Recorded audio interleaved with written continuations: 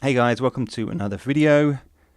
Today I thought I'd have a look at a new game. It's called Artificer. It's by a company called Psilocybe Games. They've allowed me to get my hands on it early. They are a small independent developer, but it's a survival RPG and just the sort of thing I'm interested in finding out about. Okay, so simply put, the story is you crash land on this planet. You're the Artificer, kind of like someone who specializes in mechanics and science and how things work. It's not long before you encounter an alien who explains to you that everything wants to kill you on the planet, that there's real magic, and that you have to learn this alchemy and master it so that you're able to survive and work more at a primitive level, embracing the arcane of this alien world. Before we dive into what I would consider to be a beginner's guide to Artificer, I would suggest maybe going into Steam, looking it up, and joining or following the community there, because the game will be released in the second quarter of this year. And if you're interested through what you see here, then join in with the community, find out what's going on. They'll keep you updated, and I'm sure the updates will keep coming at a regular pace. So let's have a look at Artificer. When you first get into the game, it follows some of the basic survival principles. So you need to gather materials. That's the first thing you need to really think about. And you've got a little satchel or bag or carrier that you can access through pressing E, and it shows you've got slots there. Each slot takes a 40 stacked item, so you can have 40 items you can carry, lots of stuff, and instantly on the ground there are stones and rocks you can gather up.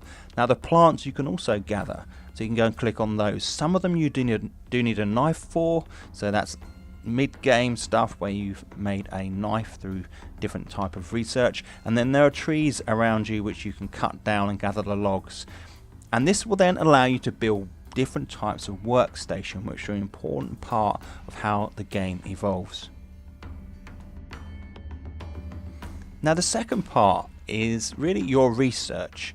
So you can access your research by pressing R, and it shows you a little kind of brainstorm spider diagram type thing, and this is expanded out. As you click on them, you get a little certificate or scroll that you put into your research table once you've built that, and then you can fulfill the research needs by using up your research points. Now, to gain research points, you have to survive days. You get 10 points to survive a day, and then you get more research points when you right click on the items in the world. You sit down, you have a look at it, and you examine what that plant is, and then you get research points for that. So that then goes into your data bank of research points, and then allows you to then further explore your research tree.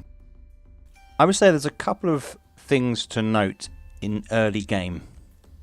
First thing is, you can take a lot of damage from the range of insects and animals that come at you. When you cut trees down, sometimes you get a big insect, centipede, pop out and attack you. So chop down trees further away from where you set up base, so you can run away from those insects. And you can run away from most things, which is handy to know. And the second thing is, you want to aim at making the pestle and mortar, so you can make algae bandages and then heal up. Once you get a supply of those going, you'll feel like you can explore a bit more. But in the first instance, it can be quite easy to die. This is the hardest stage, getting through those initial days where you're building up your reserves of supplies and stocks. It's important to note that research branches are opened up when you investigate items in the world, so maybe looking at some plants, or when you actually make particular items. There are a number of enemies to look out for in the world. The insects I've mentioned, but there are also the osmians. These are humanoid type creatures, and they're pretty tough. So make sure before you get into combat with those, you have at least the spear equipped, because you're going to need to do more damage, and they're pretty quick. And if another one comes at you, soon your health drops rapidly. It's fairly easy to get lost on the map. So there are a couple of things you can do that will help you find your way back. There are what they call trail markers, which you build. You get 3 when you build one, and you can put them along, and they glow red and they flash, so you can kind of see them. You can kind of follow that trail back to where your base is. But also you can put standing torches, and their yellow glow is quite a wide arc. And one of the things I really like is it reflects off the trees. This then acts as a guide to show you where the perimeter of your base is.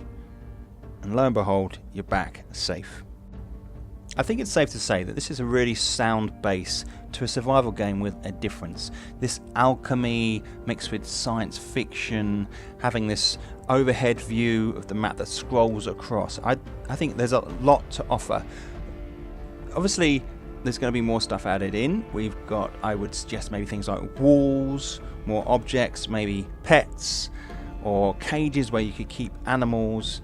I really like the autopsy table aspect to it as well, and the different types of workstation really offer up lots of opportunities. I can imagine that there's going to be maybe even hundreds of recipes that you could eventually unlock, some really rare ones, but they need to add more flowers into the game, and that's all going to come.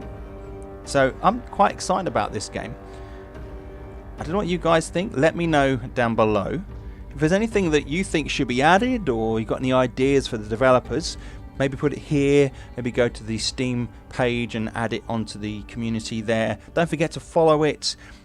This is a small independent developer, so they need our support, and I don't see why we can't get in there and give them some advice. So guys, thanks for watching. I hope you found this interesting. If you did, click the thumbs up. As I said, leave a comment, and I will see you in the next video. Thanks for watching.